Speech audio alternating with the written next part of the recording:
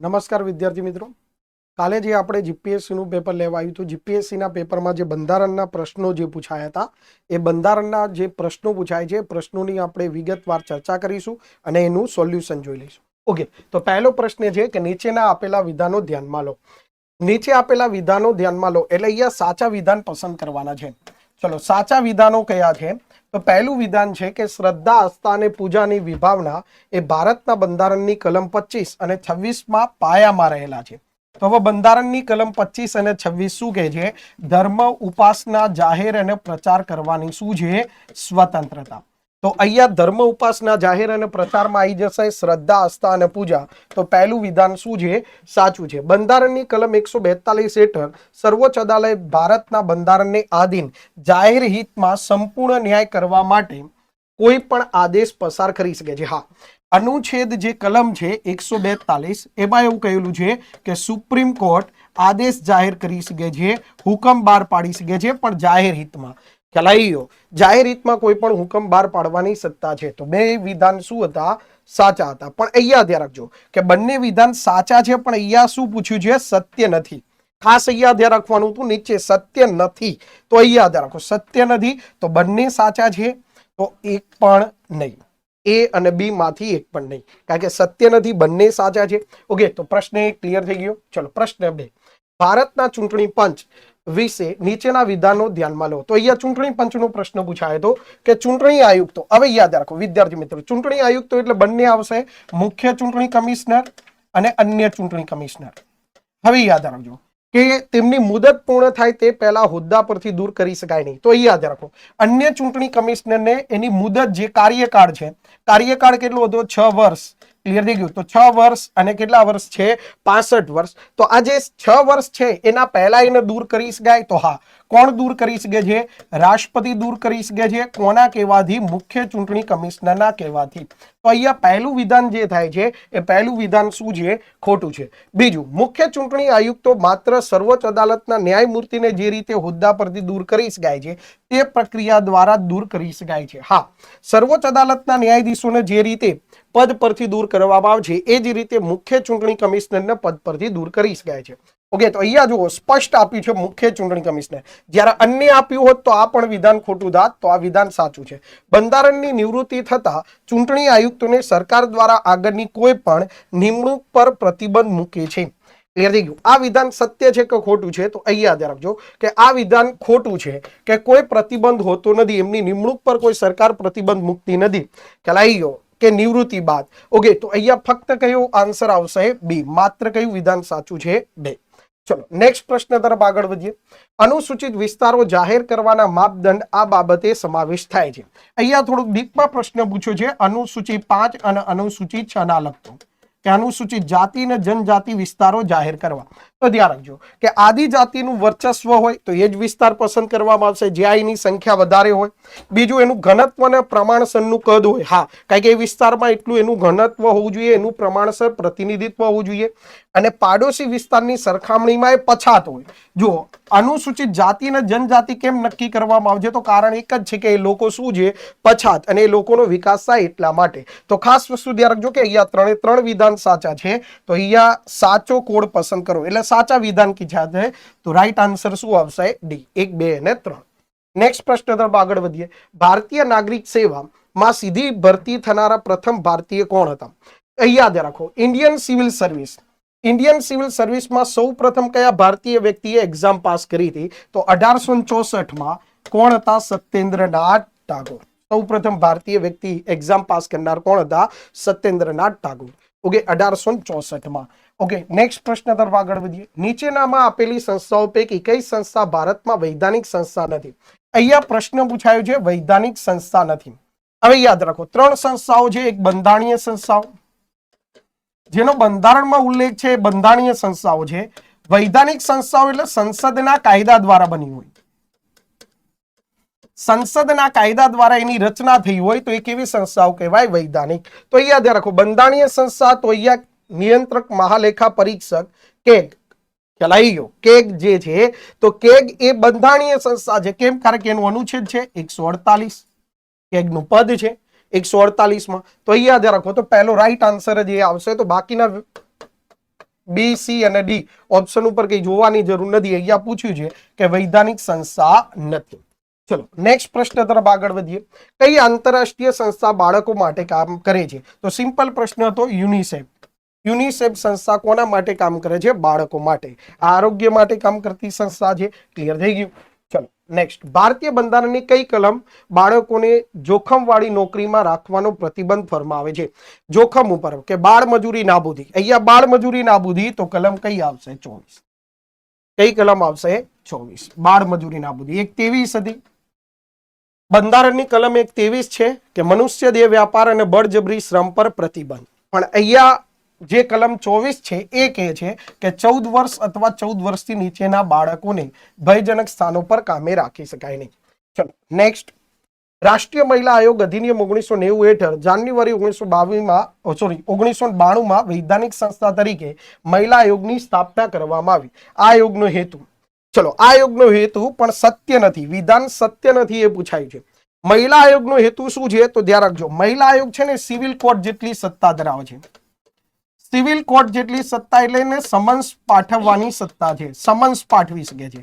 Summons પાઠવી શકે છે એટલે સમન્સ એટલે એનો મતલબ નોટિસ જે કોર્ટ દ્વારા બહાર પાડવામાં આવતી હોય છે. પણ એ સિવિલ કોર્ટ જેટલી સત્તા ધરાવે છે, પૂરેપૂરી કોર્ટ જેટલી સત્તા ધરાવતી નથી. એટલે એને સજા ફટકારવાનો અધિકાર નથી. તો અહીંયા ધ્યાન રાખો, જો ફરિયાદીને નિવારણને સરળ બનાવવું અને દોષિતને શું કરવી? સજા. સજા કરવાની સત્તા ફક્ત કઈ સંસ્થાઓને છે? ન્યાયિક સંસ્થાઓને છે. સુપ્રીમ કોર્ટ, હાઈકોર્ટ અને એ સંસ્થાઓ. ઓકે, તો આ વિધાન શું આવશે? ખોટું આવશે અને અહીંયા સત્ય નથી. તો અહીંયા બાકીના વિધાન જોઈ લઈએ કે મહિલાઓ માટે બંધારણીય અને કાનૂની સુરક્ષાની સમીક્ષા કરવી. હા, બંધારણમાં જે મહિલાઓ માટે જે જોગવાઈ કરવામાં આવી છે તમામ જોગવાઈઓનું એ શું કરાવશે? પાલન કરાવશે.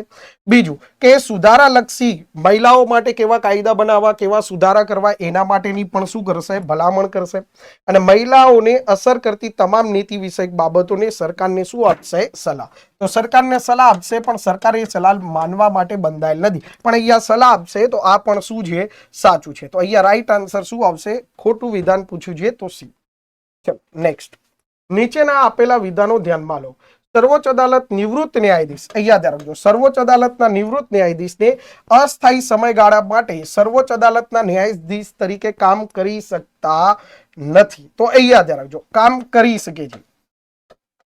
હવે તમે એમ કહેશો કે વિદ્યાર્થી મિત્રો તો આની આપણે ચર્ચા પણ કરી ચૂક્યા હતા ક્લાસમાં કે ભાઈ જે સર્વોચ્ચ અદાલતના નિવૃત્ત ન્યાયાધીશો છે, જો આપણા દેશમાં કેસો વધી જાય છે, કેસનું બર્ડિંગ વધી જાય છે, તો એ વખતે ચીફ જસ્ટિસ ઓફ ઇન્ડિયા રાષ્ટ્રપતિની સલાહથી, ખાસ ધ્યાન રાખજો કોની સલાહથી?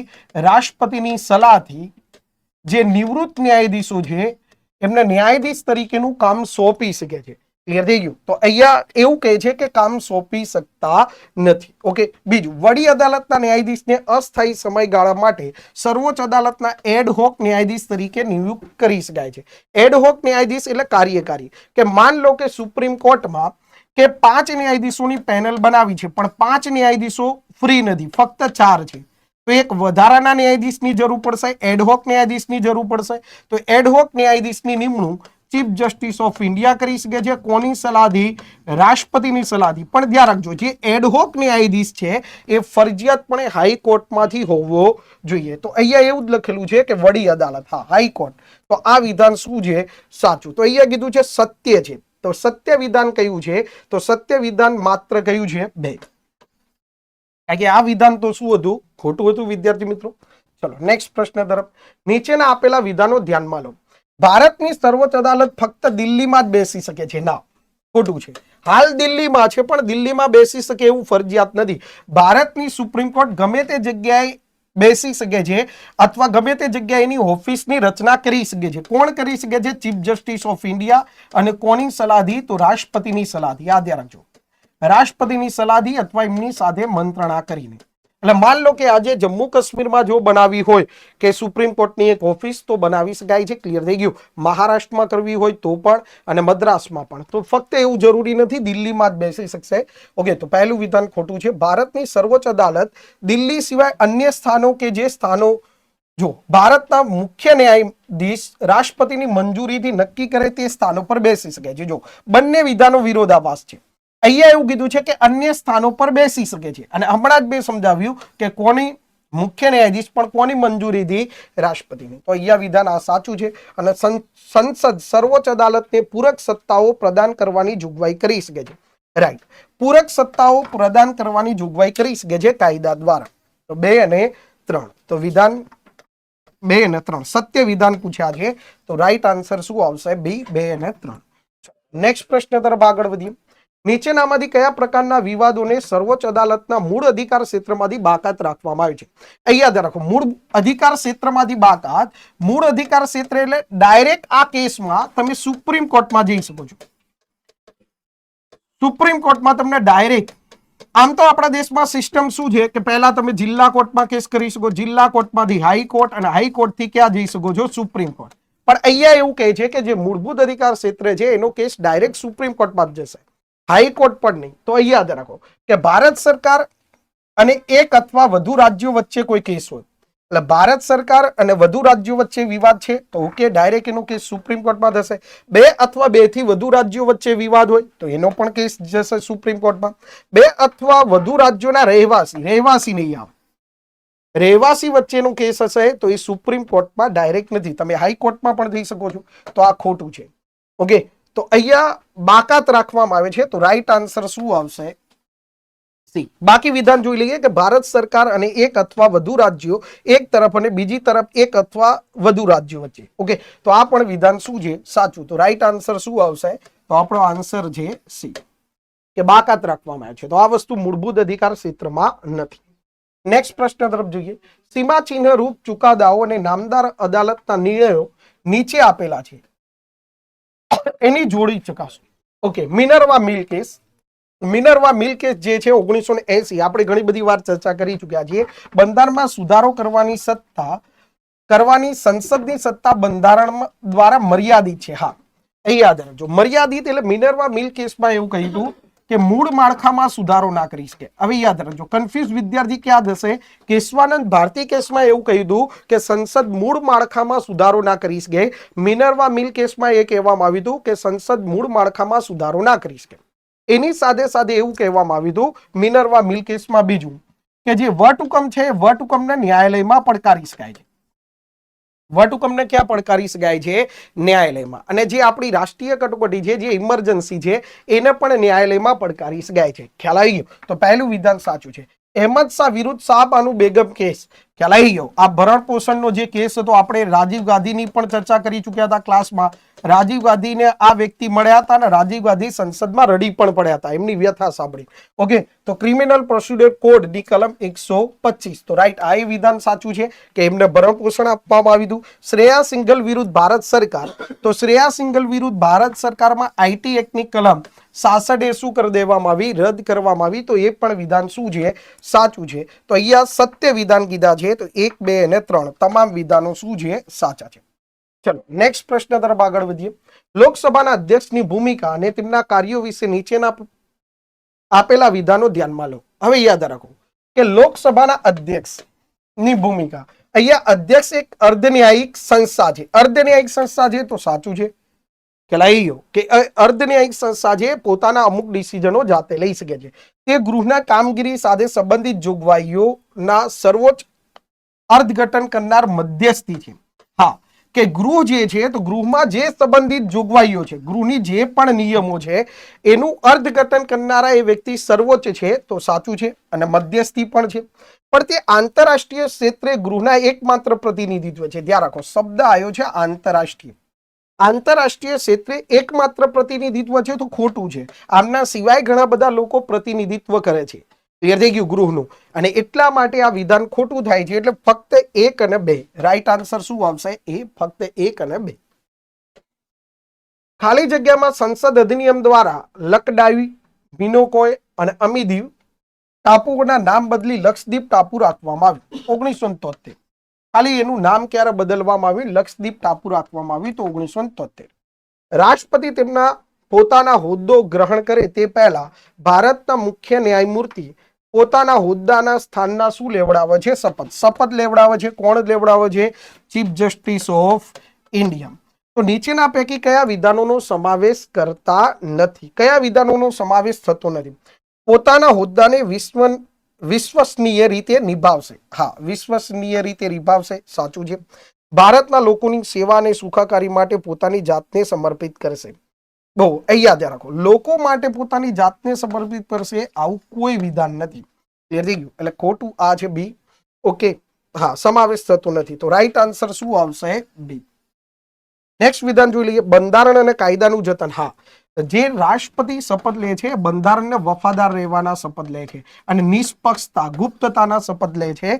ઓકે, તો કોઈ પણ જાતના પક્ષપાત વગર. હા, ગુપ્તતાના શપથ થઈ ગયા અહીંયા, પક્ષપાત વગર, ભેદભાવ વગર. ઓકે, તો રાઈટ આન્સર શું આવશે? બી. સમાવેશ થતો નથી, તો રાઈટ આન્સર બી. વર્તમાન લોકસભા, તો આની ઘણી બધી વાર ચર્ચા. વર્તમાન લોકસભા કયા નંબરની છે? 17મી. જે આવવાની છે એ 18મી લોકસભાની ચૂંટણી આવશે. ક્લિયર થઈ ગયું? લોકસભાની ચૂંટણી લડવા માટે લાયક બનવા લઘુત્તમ વય ખાલી જગ્યા છે. હવે અહીંયા ખાલી નોર્મલ પ્રશ્ન છે. લોકસભાના સભ્ય બનવું હોય તો 25 વર્ષ, રાજ્યસભાના બનવું હોય તો 30 વર્ષ અને રાષ્ટ્રપતિ રાજ્યપાલ તો કેટલા વર્ષ? 35 વર્ષ. તો રાઈટ આન્સર શું આવશે? એ. ભારતના બંધારણની કલમ 12 હેઠળ રાજ્ય શબ્દ નીચે પૈકી કોનો સમાવેશ થાય છે? તો આપણે ઘણી બધી વાર ચર્ચા કરી ચૂક્યા. રાજ્યમાં તો ભારત સરકાર અને સંસદનો સમાવેશ થશે, નગરપાલિકા, પંચાયત અને જિલ્લા બોર્ડનો સમાવેશ થશે.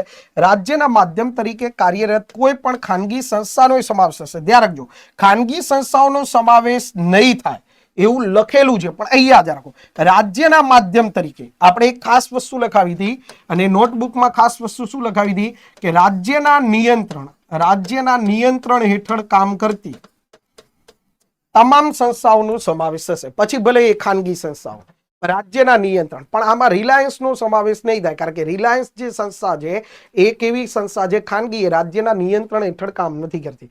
તો અહીંયા લખેલું છે કે રાજ્યના માધ્યમ તરીકે કાર્યરત, રાજ્યના માધ્યમ તરીકે કાર્યરત કરે છે, તો સાચું છે. ઓકે, તો ડી આન્સર આવશે 1, 2 અને 3. નેક્સ્ટ પ્રશ્ન તરફ. નીચે આપેલા વિધાનો ધ્યાનમાં લો. કોઈ પણ રાજ્યની સીમામાં ફેરફાર કરવાનું વિધેયક રાષ્ટ્રપતિની પૂર્વ મંજૂરી. અહીંયા યાદ રાખો, અહીંયા અનુચ્છેદ 3 ની ચર્ચા કરવામાં આવી છે. અનુચ્છેદ 3 અંદરના રાજ્યો.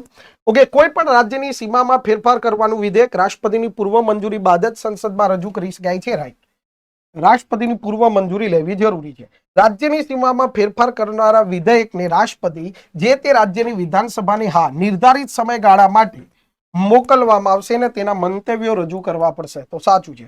પણ ધ્યાન રાખજો, રાજ્યની વિધાનસભાએ જે પણ જવાબ આપેલો છે એ રાષ્ટ્રપતિ માટે બંધન કરતા છે? ના, આ ખોટું છે. રાષ્ટ્રપતિ માટે બંધન કરતા નથી. રાષ્ટ્રપતિ એ જવાબ માનવા માટે બંધાયેલા નથી. ઓકે, તો વિધાનો કયા સાચા છે? તો પહેલું અને બીજું. અહીંયા સત્ય વિધાન પૂછ્યા છે, ખાસ ધ્યાન રાખજો.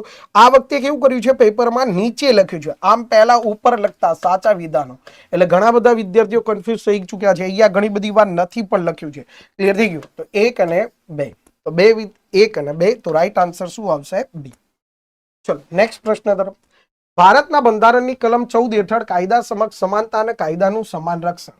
યાદ રાખો, કાયદાની સમક્ષ સમાનતા આ પોઝિટિવ સિદ્ધાંત છે. આ પોઝિટિવ સિદ્ધાંત છે. અને કાયદા સમક્ષ સમાનતા એટલે કાયદો દરેક વ્યક્તિ માટે સમાન હશે. કે ભાઈ ધારો કે કોઈ પણ વ્યક્તિ ગુનો કરે છે તો ચાહે અમીર હોય કે ગરીબ હોય, દરેક વ્યક્તિ માટે કાયદો શું હશે? સમાન. તો જો દરેક વ્યક્તિ માટે, કોઈ પણ વ્યક્તિ હોય એના માટે કાયદો સમાન, તો સાચું છે. પણ કાયદાનું સમાન રક્ષણ, તો ધ્યાન રાખજો, કાયદાનું સમાન રક્ષણ શું કહે છે કે સમાન પરિસ્થિતિ હશે તો જ કાયદો સમાન. સમાન પરિસ્થિતિ તો જ કાયદો શું હશે? સમાન હશે. પરિસ્થિતિ સમાન નથી તો કાયદો સમાન નથી. અને જે આપણે ક્લાસમાં મોસ્ટલી ઉદાહરણ આપતા હોય છે કે ભાઈ અમીર બાળકો છે ને ગરીબ બાળકો છે, તો ગરીબ બાળકોને શિક્ષણ નબળું મળે છે, જ્યારે અમીર બાળકોને શિક્ષણ કેવું મળે છે? વધારે. તો બંને માટે શિક્ષણની પરિસ્થિતિ સમાન નથી, એટલા માટે ગરીબોને શું આપવામાં આવે છે? અનામત. ઓકે, તો રાઈટ, અહીંયા સમાન સ્થિતિ ધરાવતા લોકો માટે જ સમાન કાયદો લાગવું પડશે. ઓકે, તો અહીંયા શું કીધું છે કે સાચો ઉત્તર કોડ પસંદ કરો. તો સાચા પસંદ કરવાનું કીધું છે, તો સી આન્સર આવશે. એ તથા બી બંને. બેવડા જોખમ સામે રક્ષણ. ધ્યાન રાખજો, આ જે પ્રશ્ન છે ને એને ક્યાં આપણે ક્લાસમાં કનેક્ટેડ કરી ચૂક્યા છીએ. આ પ્રશ્ન છે ને આર્ટિકલ 20 માંથી લીધો છે. 20(1) અનુચ્છેદ 20(1) માં શું કહેવાય છે કે ફોજદારી કાયદો કઈ અસરથી લાગુ કરી શકાય નહીં? પાછલી અસરથી લાગુ ના થાય. પરંતુ દીવાની કાયદો કઈ અસરથી લાગુ થાય છે? પાછલી અસરથી. એ જ રીતે 20(2) માં હતું એક જ ગુના બદલ એક જ સજા. એક જ સજા, એક જ ગુનાની એક જ સજા થશે, એકથી વધારે સજા ના કરી શકે, નહીં તો અનુચ્છેદ 20(2) નું ઉલ્લંઘન છે. તો અહીંયા બેવડા જોખમ સામે રક્ષણ, તો ઓકે, તો અનુચ્છેદ 20(2) છે. તો અહીંયા શું કીધું છે કે ન્યાયિક પ્રથા છે, સીઆરપીએસ હેઠળની જોગવાઈ છે, બંધારણીય હક છે કે મૂળભૂત હક છે? તો 20(2) અનુચ્છેદ ક્યાં આવે? ભાગ 3 માં. તો કેવો હક છે? મૂળભૂત હક છે. નેક્સ્ટ, કાયદાની અદાલતો દ્વારા નીચેનામાં કયા અધિકારોનો સમાવેશ કરવા વાણી અને અભિવ્યક્તિ ની સ્વતંત્રતા મૂળભૂત અધિકારનું અર્થઘટન કરવામાં આવ્યું છે? તો અહીંયા એક અનુચ્છેદ પૂછ્યો છે 19(a)(1). ઓકે, અનુચ્છેદ 19(a)(1) પ્રમાણે વાણી વિચાર અભિવ્યક્તિની સ્વતંત્રતા હતી. પછી તમને એક કાયદો આવ્યો આરટીઆઈ, માહિતી માંગવાનો અધિકાર, પછી મૌન રહેવાનો અધિકાર, મૌનની સ્વતંત્રતા, રાષ્ટ્રધ્વજ ફરકાવવાની સ્વતંત્રતા. ઓકે, તો આટલી સ્વતંત્રતાઓ આપી હતી. અને પ્રેસ અને મીડિયાની સ્વતંત્રતા, કે પ્રેસ અને મીડિયા ગમે તેમ લખી શકે છે. તો પ્રેસ અને મીડિયાની સ્વતંત્રતા, તો આટલી સ્વતંત્રતા છે. હવે અહીંયા ચેક કરી લઈએ. સરકારી પ્રવૃત્તિ વિશે જાણવાનો અધિકાર, હા, એ આરટીઆઈ પ્રમાણે. મૌનની સ્વતંત્રતા, હા. હડતાલનો અધિકાર, આવો કોઈ અધિકાર નથી. વર્તમાન પત્ર પર પૂરદોષ શોધન લાદવા વિરુદ્ધનો અધિકાર. જો અહીંયા ધ્યાન રાખો, વર્તમાન પત્ર એટલે ન્યૂઝપેપર અથવા મીડિયાએ જે લખ્યું છે, એ લખેલું છે એના વિરુદ્ધ તમે કેસ કરી શકો છો? તો ના, કારણ કે પ્રેસ અને મીડિયાને શું છે? સ્વતંત્રતા, એને લખવાનો શું છે? અધિકાર. ઓકે, તો આ બે ખોટા છે. તો અહીંયા શું કીધું છે? સાચા ઉત્તર પસંદ કરો. તો રાઈટ 1 અને 2, તો આન્સર એ આવશે. ચલો, ક્લિયર થઈ ગયું? ચલો નેક્સ્ટ પ્રશ્ન તરફ આગળ વધીએ. ભારતના બંધારણની કલમ 22 ધરપકડ અને અટકાયત સામે રક્ષણ. આમાં બે કાયદાઓ હતા, દંડ વિષય, આપણે ક્લાસમાં પણ ઘણી બધી ચર્ચા કરી ચૂક્યા છે, અને પ્રતિબંધ. ઓકે, અહીંયા પૂછ્યું છે કે અધિકારો આપેલા છે. તો દંડ વિષય, ધરપકડનો કારણ જાણવાનો અધિકાર, હા. ફોન કોલ કરવાનો પણ અધિકાર છે, ખ્યાલ આવી ગયો. વકીલ સાથે સલાહ પર, તો અહીંયા ધ્યાન રાખો, કાનૂની વ્યવસાય દ્વારા, કાનૂની વ્યવસાય કોણ કરતો હોય? વકીલ. હા કે ના? તો વકીલ દ્વારા સલાહ લેવાનો અને તેની મારફતે પોતાનો બચાવ કરવાનો શું છે? અધિકાર. તો આ પણ સાચું છે. અને મેજિસ્ટ્રેટ સમક્ષ 24 કલાક પછી, આ 24 કલાકમાં હાજર થવાનો અધિકાર, એટલે મુક્ત થવાનો પણ અધિકાર છે. ઓકે, તો રાઈટ, આ પણ વિધાન શું છે? સાચું. તો કયો આન્સર આવશે? ડી. 1, 2 અને 3. નેક્સ્ટ પ્રશ્ન તરફ આગળ વધીએ. બંધારણમાં કામદારોના અધિકારોને સમર્થન આપે છે માર્ગદર્શક સિદ્ધાંતો. રાજનીતિક માર્ગદર્શક સિદ્ધાંતો એટલે ભાગ 4 દ્વારા નીચેના પૈકી કઈ રીતે કામદારોનું કલ્યાણ સુનિશ્ચિત કરશે? તો કામદારોના લગતા અનુચ્છેદ પૂછ્યા છે ભાગ 4 ના. તો તે કામ અંગેની ન્યાયિક અને મનોઉચિત પરિસ્થિતિ સિદ્ધ કરવા માટે પ્રસ્તુતિ સહાય માટેની જોગવાઈ. અહીંયા આર્ટિકલ આવશે 42. ઓકે, તો રાઈટ છે. તે સરકાર ઉદ્યોગના સંચાલનમાં કામદારોની ભાગીદારી સુનિશ્ચિત કરશે. કામદારોની ભાગીદારી 43A. ઓકે, 43B સહકારી મંડળીઓ, લઈ ગયો. 43 કુટીર ઉદ્યોગોના વિકાસ માટે. ઓકે, તો બંને વિધાનો સાચા છે. તો A અને B બંને, એટલે અનુચ્છેદ નથી આપ્યા, ખાલી અનુચ્છેદના શું આપી દીધા છે? વિધાન. અને ભાગ 4 માં આનો સમાવેશ થાય છે કે નહીં, એ પ્રશ્ન પૂછવામાં આવ્યો છે. બંને અનુચ્છેદો છે, ભાગ 4 માં સમાવેશ થાય છે. માર્ગદર્શક સિદ્ધાંતો બિન ન્યાયિક સ્વરૂપ છે. હા, બિન ન્યાયિક સ્વરૂપ છે, જે સૂચવે છે. બિન ન્યાયિક સ્વરૂપ કેમ છે? ભાગ 4. તો ભાગ 4 બિન ન્યાયિક સ્વરૂપ કેમ છે? ન્યાયિક સ્વરૂપ એટલે તમે એને કોર્ટમાં કેસ કરી શકો છો. તો ભાગ 3 ન્યાયિક સ્વરૂપ છે, જ્યારે આ બિન ન્યાયિક સ્વરૂપ છે કે લોકો કોર્ટમાં કેસ કરી શકતા નથી, અથવા કોર્ટ દ્વારા ફરજિયાત લાગુ કરી શકાય નહીં. તો જો સરકાર માર્ગદર્શક સિદ્ધાંતો કાયદાકીય રીતે લાગુ કરવામાં નિષ્ફળ જાય છે, એટલે સરકાર એની ઉપર કાયદો બનાવતી નથી, અથવા તો કેટલાક કિસ્સાઓમાં તેનું ઉલ્લંઘન કરે, તો નાગરિક નામદાર અદાલતમાં જઈ શકે છે. ના, ન્યાયાલયમાં પડકારી શકાય જ નહીં. તો આ ખોટું છે. માર્ગદર્શક સિદ્ધાંતોનો અમલ માટે સરકાર કાયદા ઘડી શકતી નથી.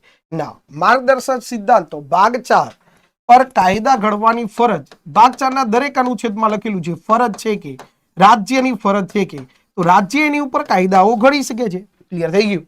ઓકે, તો રાઈટ, તો આ વિધાન સાચું છે. તો સાચું તો માત્ર શું આવશે? 2.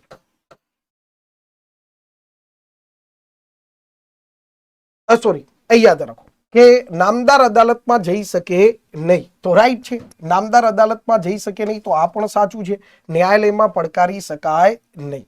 ક્લિયર થઈ ગયું. ઉલ્લંઘન બદલ નાગરિક પણ જઈ શકે નહીં, તો આ પણ સાચું છે. ચલાઈ ગયું. તો સાચું વિધાન શું આવશે? એ અને બી બંને.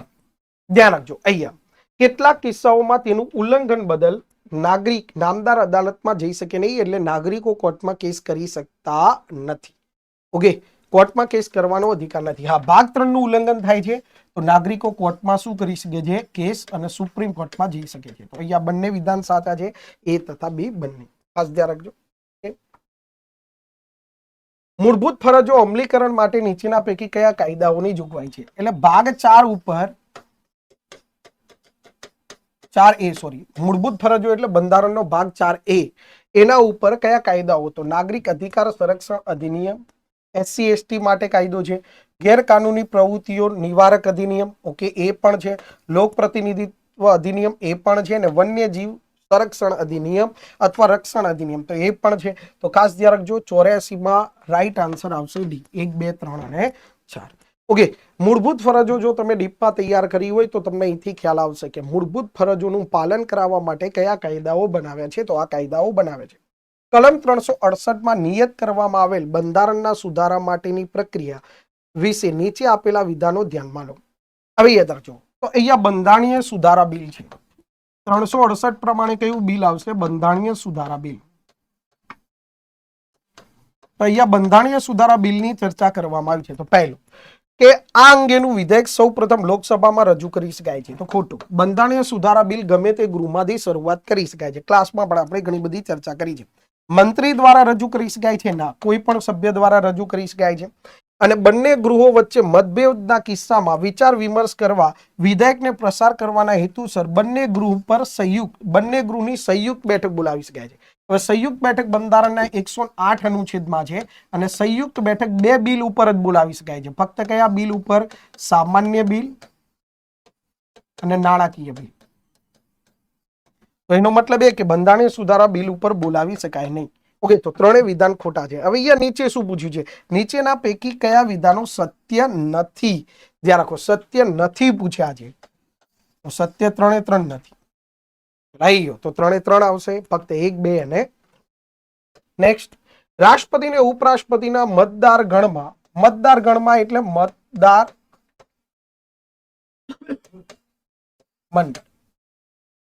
મંડળ કે મતદાર મંડળમાં કોનો સમાવેશ થાય છે? એટલે કે મત કોણ આપી શકે છે? ઓકે, નીચેના વિધાનો ધ્યાનમાં લો. ઓકે, રાષ્ટ્રપતિની ચૂંટણીમાં સંસદના બંને ગૃહો ભાગ લે છે. અહીંયા યાદ રાખો, સંસદના બંને ગૃહ કીધા, અહીંયા શબ્દ આવેલો હોવો જોઈએ ચૂંટાયેલા. કારણ કે નિમણૂક પામેલા વ્યક્તિઓ, સંસદમાં નિમણૂક પામેલા વ્યક્તિઓ રાષ્ટ્રપતિની ચૂંટણીમાં મત આપી શકતા નથી. તો પહેલું તો અહીંયા વિધાન શું છે? ખોટું છે. રાષ્ટ્રપતિની ચૂંટણીમાં રાજ્યની વિધાનસભા ભાગ લે છે. રાષ્ટ્રપતિની ચૂંટણીમાં વિધાનસભાના સભ્યો ભાગ લે છે એવું કહ્યું છે, પણ ઉપરાષ્ટ્રપતિની ચૂંટણીમાં ભાગ લેતા નથી. તો આ સાચું છે. ઉપરાષ્ટ્રપતિની ચૂંટણીમાં ભાગ લેતા નથી. તો વિધાન શું છે? સાચું છે. તો સત્ય વિધાન પૂછ્યું છે. તો સત્ય વિધાન માત્ર શું આવશે? 2. ચલો નેક્સ્ટ પ્રશ્ન તરફ. ઘણીવાર સમાચારમાં અદાલત મિત્ર, આ કરંટ રિલેટેડ પ્રશ્ન છે, ખ્યાલ આવી ગયો. અને આનું કેનેડામાં પણ ઘણી બધી જોગવાઈ છે. કેનેડામાં પણ ધ્યાન રાખજો. અદાલત મિત્ર એટલે એવા કેસો જેમાં ખાસ કુશળતાની જરૂરિયાત હોય અને તેવા કેસોમાં મદદરૂપ થવા અદાલત દ્વારા નિયુક્ત કરેલ એક તટસ્થ વ્યક્તિ. એટલે અદાલતમાં કોઈ એવો કેસ છે જેમાં વધારે કુશળ વ્યક્તિની જરૂર છે, બંધારણના કુશળતા ધરાવનારા વ્યક્તિની અથવા કાયદાની કુશળતા ધરાવનારા વ્યક્તિની, તો એ વ્યક્તિની નિમણૂક કરવામાં આવશે અને તટસ્થ રીતે પોતાનો વકીલ તરીકે કામ કરશે. ઓકે, તો રાઈટ આન્સર આવશે સી. નીચે પૈકી કયા ભારતના બંધારણની 7મી અનુસૂચિમાં સંઘ યાદી હેઠળ આવે છે? કોનો સમાવેશ સંઘ યાદી હેઠળ થાય છે? તો 3 યાદી હતી: કેન્દ્ર યાદી, રાજ્ય યાદી અને સમવર્તી યાદી. કેન્દ્ર યાદી ઉપર કાયદા કોણ બનાવશે? કેન્દ્ર સરકાર. રાજ્ય યાદી ઉપર રાજ્ય સરકાર અને સમવર્તી યાદી ઉપર બંને ભેગા મળી. કયા? તો CBI. ઓકે, કેન્દ્ર યાદી. પોસ્ટ ટપાલ ટેલિગ્રામ, તો કેન્દ્ર યાદી.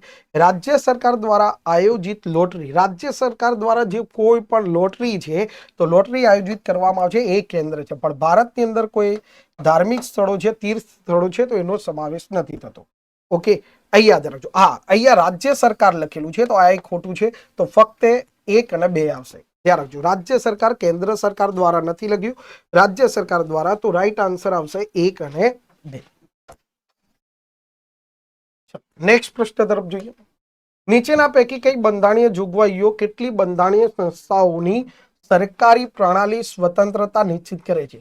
એટલે ધ્યાન રાખો, બંધારણીય સંસ્થાઓ છે સ્વતંત્ર છે એવું કેટલી વસ્તુઓ દર્શાવે છે. એક, પહેલું એના સેવા કાળની બાંયધરી કે ભાઈ એનો કાર્યકાળ 5 વર્ષ રહેશે તો એની સ્વતંત્રતા છે. જો એનો કાર્યકાળ રાષ્ટ્રપતિ ગમે ત્યારે હટાવી શકે એવી સિસ્ટમ મૂકવામાં આવે તો એનો મતલબ એ કે એની સ્વતંત્રતા નથી, કારણ કે એ બીકમાં રહેશે કે ગમે ત્યારે એને હટાવી દેવામાં આવશે. સેવા શરતો નિશ્ચિત કરવામાં આવશે તો રાઈટ એની ટર્મ એન્ડ કન્ડિશનો, અને એકત્રિત ફંડ એટલે એનો પગાર પણ ક્યારેય ઘટાડવામાં આવશે નહીં. તો રાઈટ આન્સર આવશે 1, 2 અને 3. ક્લિયર થઈ ગયું? ચલો, રાષ્ટ્રીય મહિલા આયોગ વિશે નીચેના વિધાનો ધ્યાનમાં લો. એની પાસે વડી અદાલત ના સિવિલ કોર્ટ જેટલી સત્તા છે, વડી અદાલત જેટલી નહીં. વડી અદાલત તો સજા ફટકારી શકે છે. આગળ જ એક પ્રશ્ન હતો, એને સજા ફટકારવાનો અધિકાર નથી. ઓકે, તે મહિલાનો ઉત્પીડન જો સજાનો આદેશ આપી શકે છે, ના એ પણ નથી. તે મહિલા માટે બંધારણીય કાયદાકીય સુરક્ષાની સમીક્ષા, એ સાચું છે. અને તે ફરિયાદોના નિવારણની સુવિધા આપે છે અને મહિલાઓને અસર કરતી તમામ નીતિ વિષયક બાબતો સરકારને સલાહ આપશે. ઓકે, તો સરકારને સલાહ આપશે. સરકારે એ સલાહ માનવા બંધાયેલી નથી પણ સલાહ આપી શકે છે. તો 3 અને 4 વિધાન સાચા છે. રાઈટ આન્સર શું આવશે? નેક્સ્ટ, નીચે આપેલા વિધાનો ધ્યાનમાં લો. સમાજના નબળા, અહીંયા જ રાખો, આ વિધાનો જે છે ને એ ભાગ 4 ના લગતા છે અને અનુચ્છેદ આવશે 39A એના લગતા છે કે ભાઈ સમાજના નબળા વર્ગોને ન્યાયની ઉપલબ્ધતા અને ભારતીય કાયદા પ્રણાલી હેઠળ ન્યાયિક વ્યવહાર સુનિશ્ચિત કરવા માટે બંધારણીય આદેશ છે. હા, મેં કહ્યું ઓલરેડી અનુચ્છેદ છે 39A, મફત કાનૂની સહાય પૂરી પાડવામાં આવશે. કારણ કે અહીંયા અનુચ્છેદ 39A માં લખેલું છે સમાન ન્યાયની સ્થાપના કરવાની છે. સમાન ન્યાય કે ભાઈ દરેક વ્યક્તિને ન્યાય કેવો મળવો જોઈએ? સમાન. વધુ સંખ્યા ધરાવતા કેસોની સમસ્યા નિવારણ માટે ઔપચારિક ન્યાય પ્રણાલી અલગ રીતે લોક અદાલતનું આયોજન કરવા સંસદ દ્વારા કાનૂની સત્તાધિકાર અધિનિયમ 1987. તો અહીંયા એ જ કહે છે કે લોક અદાલતની રચના આ અધિનિયમ પ્રમાણે. તો હા, અને કયા અનુચ્છેદ પ્રમાણે? 39A પ્રમાણે. ઓકે, તો લોક અદાલતની રચના, તો બંને વિધાન સાચા છે. ભારતના બંધારણમાં સમાન ન્યાય, જો શબ્દ છે ને સમાન ન્યાય અને મફત કાનૂની સહાય, એટલે એક જ અનુચ્છેદ પરથી 3 વિધાન બનાવ્યા છે અને 3 વિધાન શું છે? સાચા. અહીંયા સત્ય પૂછ્યું છે તો રાઈટ આન્સર આવશે 1, 2 અને 3. નેક્સ્ટ પ્રશ્ન તરફ. રાજ્ય ચૂંટણી પંચ વિશે નીચેના વિધાનો ધ્યાનમાં લો. હવે યાદ રાખો, રાજ્ય ચૂંટણી પંચ, તો રાજ્ય ચૂંટણી પંચ આયુક્તની નિમણૂક અને સેવા શરતો કોણ નક્કી કરશે? રાજ્યપાલ નક્કી કરશે. રાઈટ, રાજ્યપાલને નક્કી કરવાની અધિકાર છે તો રાજ્યપાલ. રાજ્ય ચૂંટણી આયુક્ત તો માત્ર વડી અદાલતના ન્યાયાધીશથી પદ્ધતિથી આધાર પર હોદ્દા પરથી દૂર કરી શકાય છે. હા, વડી અદાલતના ન્યાયાધીશને જે રીતે દૂર કરવામાં આવે છે, કારણ કે વડી અદાલતને જે રીતે દૂર કરવામાં આવે છે એ જ રીતે સુપ્રીમ કોર્ટના ન્યાયાધીશને દૂર કરવામાં આવે છે. પ્રોસેસ સરખી જ છે. તો એ જ રીતે રાજ્ય ચૂંટણી પંચ. ધ્યાન રાખો, રાજ્ય ચૂંટણી પંચના જે છે એને કોની જેમ હટાવવામાં આવતા હતા? કેન્દ્ર ચૂંટણી પંચ. ઓકે, હવે અહીંયા એવું લખીને આપશે કે કેન્દ્ર ચૂંટણી પંચને સુપ્રીમ કોર્ટના ન્યાયાધીશની જેમ, રાજ્ય ચૂંટણી પંચને હાઈકોર્ટના ન્યાયાધીશની જેમ. પણ મૂળ બધું વસ્તુ સેમ જ છે, કારણ કે સુપ્રીમ કોર્ટ અને હાઈકોર્ટના ન્યાયાધીશને પદ પરથી દૂર કરવાની પ્રોસેસ શું છે?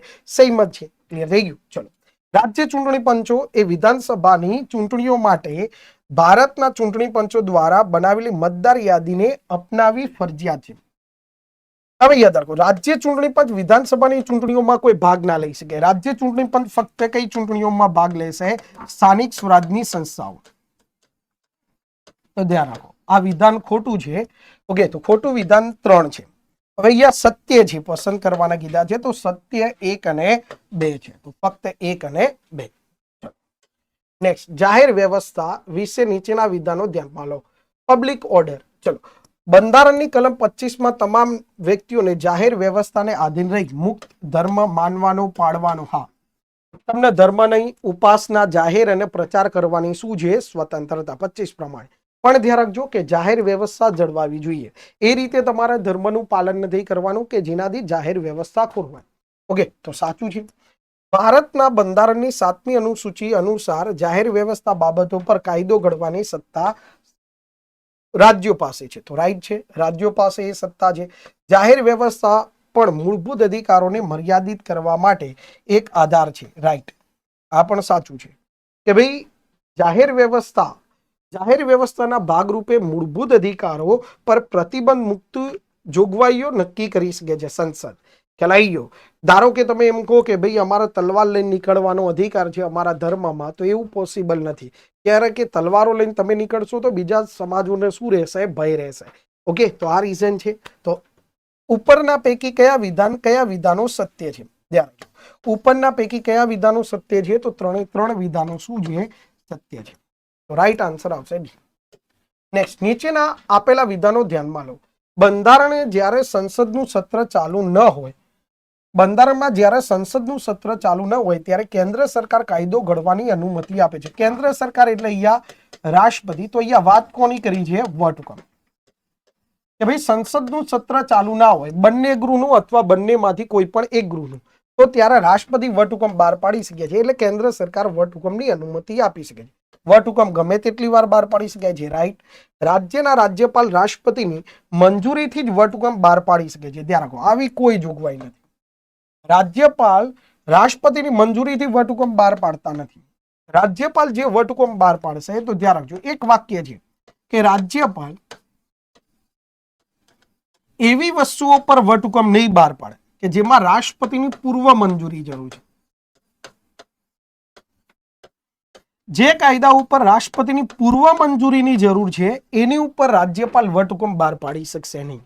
ક્લિયર થઈ ગયું? પણ અહીંયા તો ધ્યાન રાખો, અહીંયા શું લખ્યું છે? રાજ્યપાલ રાષ્ટ્રપતિની મંજૂરીથી વટહુકમ બહાર પાડે છે. રાજ્યપાલ વટહુકમ બહાર પાડવા માટે સ્વતંત્ર છે, રાષ્ટ્રપતિની મંજૂરી લેતા નથી. તો પહેલું અને બીજું શું છે? સાચું છે. રાઈટ આન્સર આવશે. સત્ય પૂછ્યા છે, નીચે જોતા રહેજો. સત્ય પૂછ્યા છે તો ખાસ 1 અને 2 નીચેના વિધાનો ધ્યાનમાં લો. ભારતનું ચૂંટણી પંચ એક સ્વાયત્ત એટલે સ્વતંત્ર સંસ્થા છે. ઓકે. બીજું, લોકસભા, રાજ્યસભા, રાજ્યની વિધાનસભા તેમજ રાષ્ટ્રપતિ ઉપરાષ્ટ્રપતિ હોદ્દાની ચૂંટણીનું સંચાલન માટેની જવાબદારી છે. ઓકે, મેં પહેલા કીધું હતું કે રાજ્ય ચૂંટણી પંચ ફક્ત સ્થાનિક સ્વરાજની સંસ્થાઓની ચૂંટણી કરશે. એના સિવાયની તમામ ચૂંટણીઓ કોણ કરશે? કેન્દ્ર ચૂંટણી પંચ. કેન્દ્ર ચૂંટણી પંચ એટલે ભારતનું ચૂંટણી પંચ. ઓકે, તો સાચું છે વિધાન. એ રાષ્ટ્રપતિની કરશે, ઉપરાષ્ટ્રપતિની એ કરશે, સંસદની એ કરશે અને વિધાનમંડળની એ કરશે. કેન્દ્રીય કેબિનેટ સામાન્ય ચૂંટણી તથા પેટા ચૂંટણીનું સમયપત્રક નક્કી કરે છે. ધ્યાન રાખો, ચૂંટણીનું જે સમયપત્રક છે ને એ ચૂંટણી પંચ જ નક્કી કરે, કેન્દ્ર ચૂંટણી પંચ ના કરે. સોરી, ચૂંટણી પંચ જ કરશે, કેબિનેટ નહીં કરે, કેન્દ્રીય કેબિનેટ નહીં કરે. જો સરકાર જ નક્કી કરશે તો સરકારે પછી પોતાના હિતનું જ વિચારશે, તો પછી ચૂંટણીની સ્વતંત્રતા અહીંયા નહીં જળવાય. નેક્સ્ટ, ચૂંટણી પંચ માન્ય રાજકીય પક્ષોના વિભાજન અને વિલીનીકરણ કરતા લગતા વિવાદોનું નિરાકરણ કરશે. હા, કે ભાઈ કોઈ વિભાજન થાય છે કે કોઈ પક્ષનું વિભાજન થાય છે, જેમ કે આ જે છે ને પ્રશ્ન મહારાષ્ટ્રમાંથી શિવસેનાનું જે થયું ત્યાંથી જ છે, તો એનો નિર્ણય પણ એ કરશે. ઓકે, તો 1 અને 3 જે ચિહ્ન બાબતે થયું કે એકનાથ શિંદે એવું કહ્યું કે એ ચિહ્ન આપણે ક્લાસમાં પણ ચર્ચા કરી ચૂક્યા હતા કે તીર અને કમાન ચિહ્ન અમારું છે, પેલા કે છે અમારું છે ઉદ્ધવ ઠાકરે. ઓકે, તો સત્ય વિધાન છે.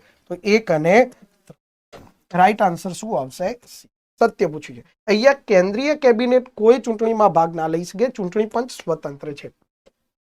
અહીંયા જ વાક્ય તમે જુઓ ને તો ખાસ જો સ્વાયત્ત સંસ્થા છે, સ્વતંત્ર છે, તો અહીંયા પછી એમના ઉપર કામ કરે તો એ સ્વતંત્ર સંસ્થા ના કહેવાય, તો પછી એ સરકારના આદેશ પ્રમાણે કામ કરતી સંસ્થા કહેવાય. ચલો નેક્સ્ટ, નીચેના આપેલા વિધાનો ધ્યાનમાં લો. ભારતના બંધારણ અનુસાર સંસદ કોઈ પણ કાયદો લાવી શકે નહીં કે જે નાગરિકોના મૂળભૂત અધિકારોનું ઉલ્લંઘન કરે. ના, કેન્દ્ર સરકાર અને રાજ્ય સરકારને મૂળભૂત અધિકારોનું ઉલ્લંઘન કરે એવો કાયદો બનાવવાની સત્તા નથી. તો અહીંયા શું કહે છે? ભારતના બંધારણ અનુસાર સંસદ એવો કોઈ કાયદો લાવી શકે નહીં. તો વિધાન સાચું જ છે, લાવી ના શકે કે મૂળભૂત અધિકારોનું ઉલ્લંઘન કરતો. ચલો, બંધારણની કલમ 20(3 જો અહીંયા 20(3 પણ પૂછાય છે. તો 21 મેં તમને ઓલરેડી કહ્યું હતું, ફોજદારી કાયદો પાછલી અસરથી લાગુ નહીં થાય, દીવાની કાયદો પાછલી અસરથી લાગુ થાય છે. 22 એક જ ગુના બદલ એક જ સજા. અને 23 વિસ્તરણ કે તમે કોઈ પણ ગુનો કર્યો છે તો એ ગુનાની જુબાની આપવા માટે મજબૂર કરી શકાશે નહીં. જુબાની એટલે કબૂલાત. તમને કબૂલાત આપવા માટે મજબૂર કરી શકાશે નહીં. તો દોષ આત્મા દોષોરો લઈ ગયો. તમને તમારો ગુનો તમારી જોડે કબૂલ કરાવવા માટે મજબૂર કરી શકાશે નહીં. તો રાઈટ, આ વિધાન શું છે? સાચું છે. પણ પુટ્ટાસ્વામી કેસમાં સર્વોચ્ચ અદાલતે જણાવ્યું કે રાજ્ય કલ્યાણકારી યોજનાઓ માટે આગળની સાપ અને આંખની આઈરિસ સ્કેન કરી શકે છે. આગળની સાપ આવું કોઈ બંધારણમાં હજુ સુધી કોઈ પણ જગ્યાએ ક્યાંય સ્ટેટમેન્ટ નથી. એટલે આ થોડુંક વિચારવાનો મુદ્દો છે કે ત્રીજું વિધાન પણ ધ્યાન રાખો કે પુટ્ટાસ્વામી કેસ શું છે? ગોપનીયતાનો છે.